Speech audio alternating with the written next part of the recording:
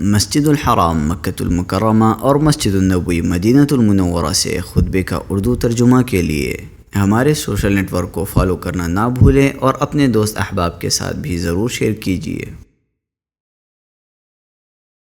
خطبہ جمعہ مسجد النبوی، تاریخ 17 ذی الحجہ 1446 ہجری ومطابق 13 جون 2025 عیسوی۔ موضوع بندوں پر اللہ کی رحمت۔ خطیب فضیلت الشیخ علی الحذیفی حفظہ اللہ، ترجمہ محمد اقبال یاسین۔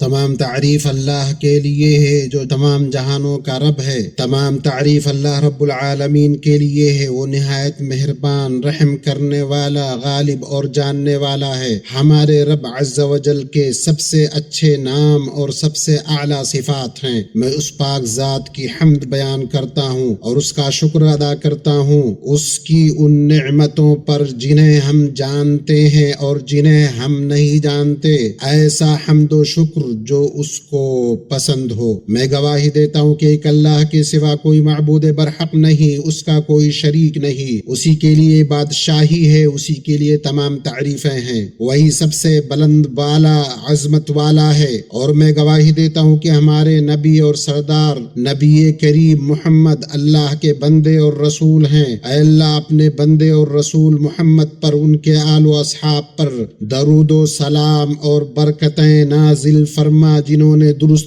دین کی مدد کی۔ اما بعد، نیکیاں کر کے اور حرام چیزوں کو چھوڑ کر اللہ کا تقوی اختیار کرو، تم اللہ کی رضا اور جنتوں کی نعمتوں میں دائمی بقا سے سرفراز ہوگے۔ لوگو، میں تمہیں اللہ کی وسیع رحمت کی یاد دلاتا ہوں اور تم پر اس کی ان ڈھیر ساری نعمتوں کی بھی جنہیں سوائے اللہ کے کوئی شمار نہیں کر سکتا۔ یہ نعمتیں تم پر تمہارے رب کے ذکر و شکر کو واجب کرتی ہیں۔ اللہ سبحانہ نے فرمایا، اور جب تمہارے رب نے اعلان فرمایا کہ اگر تم شکر کرو گے تو میں ضرور تمہیں زیادہ دوں گا، اور اگر تم نے ناشکری کی تو بے شک میرا عذاب بڑا سخت ہے۔ کیا تم جانتے ہو کہ اللہ تعالی کی طرف سے سب سے بڑی خوشخبری کیا ہے؟ اللہ کی طرف سے مخلوق کے لیے سب سے بڑی خوشخبری یہ ہے کہ اللہ نے وحی کے ذریعے بتایا کہ رب العالمین اور اس کی مخلوق کے درمیان جو تعلق ہے وہ رحمت کا تعلق ہے۔ عام رحمت اس دنیا کی زندگی میں نیک و بد، مومن و کافر سب کو شامل ہے، جیسا کہ اللہ تعالی نے فرمایا، اے ہمارے رب، تو نے ہر چیز کو اپنی رحمت اور علم سے گھیر کر رکھا ہے، اور فرمایا آپ کا رب بہت بخشنے والا ہے، بڑی رحمت والا ہے، اور فرمایا تمہارے رب نے اپنے اوپر رحمت لازم کر لی ہے، اور آخرت میں اللہ نے اس رحمت کو صرف مومنین کے لیے خاص کیا ہے، کیونکہ وہ نیکیاں کرنے والے اور حرام چیزوں سے بچنے والے ہیں۔ اللہ نے فرمایا، اور وہ ایمان والوں پر نہایت مہربان ہے، اور ہمارا رب کسی پر ذرہ برابر بھی ظلم نہیں کرتا۔ رحمت اللہ تعالی کی صفت ہے، یہ ایسی حقیقت ہے جو اللہ تعالی کے ساتھ خاص ہے، جیسا کہ اس کے جلال اور اس کی عظمت کے شایع نشان ہیں۔ ہم اس کے معنی کو جانتے ہیں اور سمجھتے ہیں، لیکن اس کی کیفیت کا علم صرف اس اللہ کو ہی ہے جو اپنی صفات کے حقائق سے باخبر ہے۔ ہر طرح کی بھلائی سلف کی پیروی میں ہے، اور تمام برائی بعد کے لوگوں کی ایجاد کردہ بدعات میں ہے۔ ابو ہریرہ رضی اللہ عنہ سے روایت ہے کہ نبی صلی اللہ علیہ وسلم نے فرمایا، اللہ تعالی کی 100 رحمتیں ہیں، ان میں سے ایک رحمت اس نے جنوں انس، جانوروں اور کیڑوں مکوڑوں کے درمیان نازل فرمائی، اسی ایک رحمت کے ذریعے وہ ایک دوسرے پر شفقت کرتے ہیں، آپس میں رحمت کا برتاؤ کرتے ہیں، اسی سے وحشی جانور اپنے بچوں پر شفقت کرتے ہیں، اور اللہ تعالی نے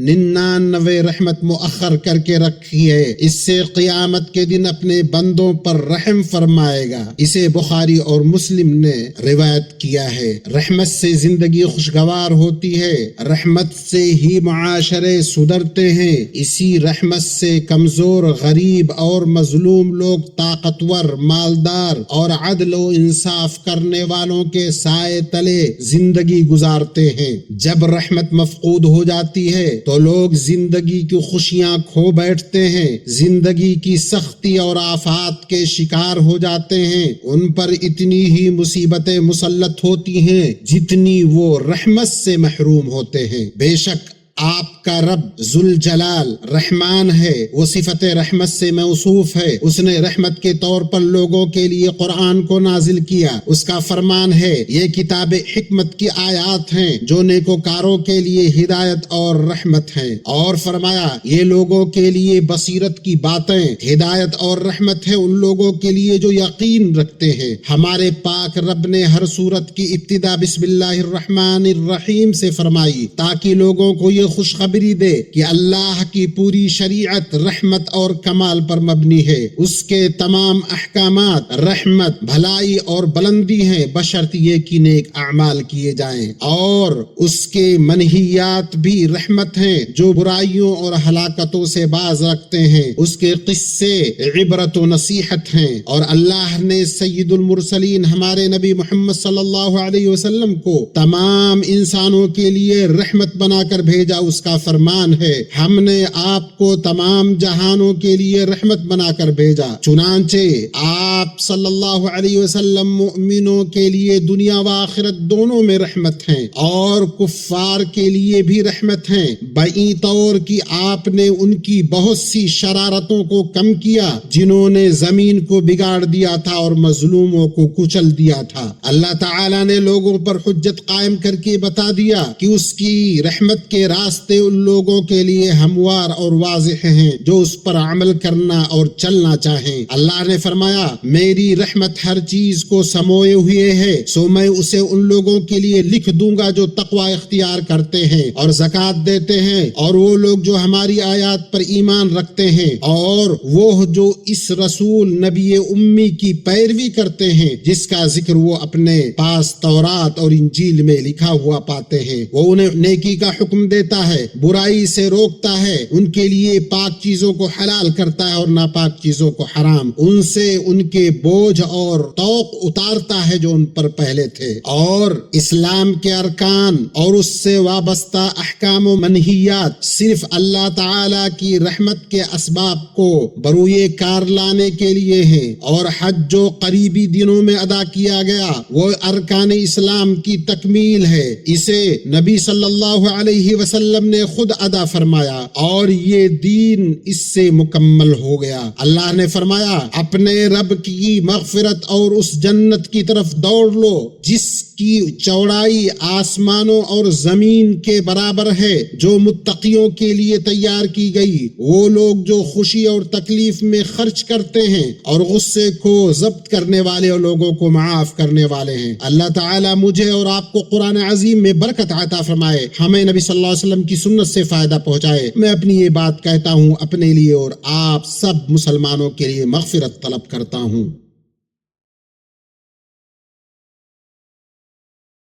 تمام تعریف اس اللہ کے لیے ہے جو 7 مضبوط آسمان کو پیدا کرنے والا ہے، زمین کو بنانے والا، پہاڑوں کے ذریعے اسے مستحکم کرنے والا ہے، جس نے شریعتوں، جمعہ کے دنوں اور عیدوں کو مقرر کیا۔ میں گواہی دیتا ہوں کہ اللہ کے سوا کوئی معبود برحق نہیں، وہ اکیلا ہے، اس کا کوئی شریک نہیں، اس کا کوئی حریف اور ہمسر نہیں۔ میں گواہی دیتا ہوں کہ ہمارے نبی اور سردار محمد اللہ کے بندے اور اس کے رسول ہیں، جنہوں نے دین اسلام کو قائم کیا، کفر و شرک کو رسوا کیا، اللہ کی راہ میں کما حقہ جہاد کیا۔ اے اللہ اپنے بندے اور رسول محمد پر، ان کے آل و اصحاب پر رحمت و سلامتی اور برکتیں نازل فرما، جو ہدایت کے ستارے ہیں اور بندوں کے لیے بہترین نمونہ ہے۔ اما بعد، مسلمانوں اپنے تمام ظاہر و باطن اور خفیہ و علانیہ معاملے میں اللہ کا تقوی اختیار کرو تو ان میں شامل ہو جاؤ گے جنہیں اللہ نے اپنی ہدایت عطا کی، ان کی عاقبت کو اچھا بنایا، ان کی بصیرت کو منور کیا، ان سے راضی ہوا، انہیں اپنی جنت میں داخل کیا۔ اللہ کے بندو،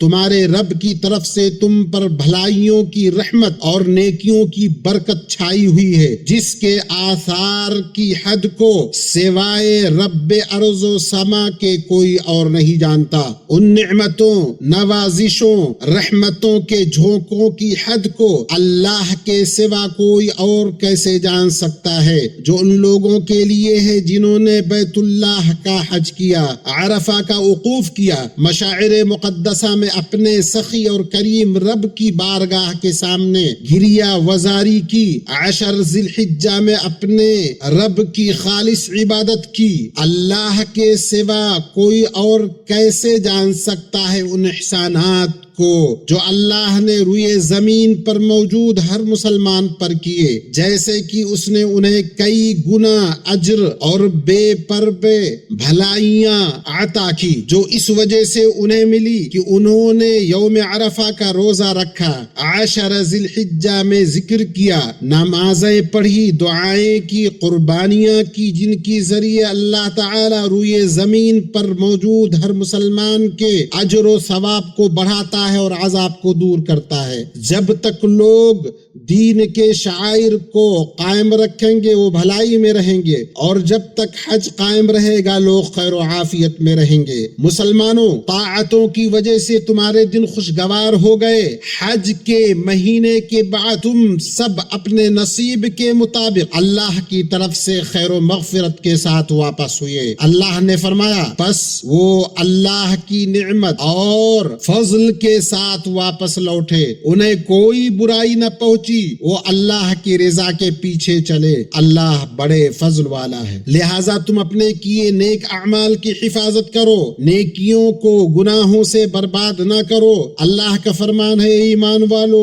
اللہ کی اطاعت کرو، رسول کی اطاعت کرو، اپنے اعمال کو ضائع نہ کرو۔ اللہ سے اپنے لیے، حکمرانوں کے لیے، تمام مسلمانوں کے لیے اس دین حق پر استقامت اور ہر خیر کی دعا کرو۔ اللہ کے بندو، اللہ نے فرمایا، بے شک اللہ اور اس کے فرشتے اس نبی پر درود بھیجتے ہیں، اے ایمان والو تم بھی ان پر درود و سلام بھیجا کرو، لہٰذا تم سید البشر پر درود و سلام بھیجو۔ اے اللہ محمد اور آل محمد پر درود نازل فرما، جیسے کہ تو نے ابراہیم اور آل ابراہیم پر نازل فرمایا، اور محمد اور آل محمد پر برکت نازل فرما، جیسے تو نے ابراہیم اور آل ابراہیم پر برکتیں نازل فرمائی۔ بے شک تو بہت تعریف والا، بڑی بزرگی والے ہیں، اور ان پر خوب سلامتی نازل فرما۔ اے اللہ خلفائے راشدین ابو بکر، عمر، عثمان و علی اور تمام صحابہ و تابعین سے راضی ہو جا۔ اے اللہ اسلام اور مسلمانوں کو غلبہ عطا فرما، کفر، کافروں اور مشرکوں کو ذلیل کر، اسلام کے خلاف ان کے منصوبوں اور چالوں کو ناکام بنا دے۔ اے اللہ ان بدعتوں کو ذلیل و رسوا کر جو تیرے دین اور تیرے نبی کی سنت کے خلاف ہیں۔ اے اللہ ہمیں، ہماری اولاد کو ابلیس، اس کی ذریت سے اور جناتوں انسانوں کے شیاطین سے محفوظ رکھ۔ اے اللہ مسلمانوں کو شیاطین کے شر سے محفوظ فرما۔ اے اللہ ہمارے اور تمام مسلمانوں کے مریضوں کو شفا دے، ہمارے اور سبھی مسلمانوں کے فوت شدگان کی مغفرت فرما۔ اے اللہ ہمارے اعمال کا خاتمہ نیکیوں پر فرما۔ ہم تجھ سے ہر اس خیر کا سوال کرتے جسے تو جانتا ہے، ہر اس شر سے تیری پناہ چاہتے جسے تو جانتا جانتا ہے۔ اے اللہ اس مبارک سرزمین سعودی عرب کو اس کی سرحدوں، اس کے سپاہیوں کے ساتھ اس کے امن، خوشحالی اور ترقی سمیت اپنی حفاظت میں رکھ، اور ہر قسم کے شر سے تمام اسلامی ممالک کی حفاظت فرما۔ اے اللہ خادم حرمین شریفین کو ان کاموں کی توفیق دے جو تجھے پسند ہیں اور جن سے تو راضی ہے، ان کے عمل کو اپنی رضا کے مطابق بنا دے۔ اے اللہ فلسطین اور بیت المقدس کی حفاظت فرما، ان پر صہیونیوں غاصبوں کو مسلط نہ کر، اور ان میں مؤمن بندوں کے لیے رحمت، نجات اور کشادگی پیدا فرما، اور انہیں شریروں کے شر سے بچا، انہیں بھوک سے نجات دے، خوف سے امن عطا فرما۔ اے ہمارے رب ہمیں دنیا میں بھلائی عطا فرما اور آخرت میں بھی بھلائی عطا فرما، ہمیں دوزخ کے عذاب سے بچا۔ اللہ عظیم و جلیل کا ذکر کرو اور یہ تمہیں یاد کرے گا، اللہ تمہیں یاد کرے گا، اس کی نعمتوں کا شکریہ ادا کرو، وہ تمہیں اور زیادہ دے گا۔ بے شک اللہ کا ذکر سب سے بڑی چیز ہے، اللہ جانتا ہے جو کچھ تم کرتے ہو۔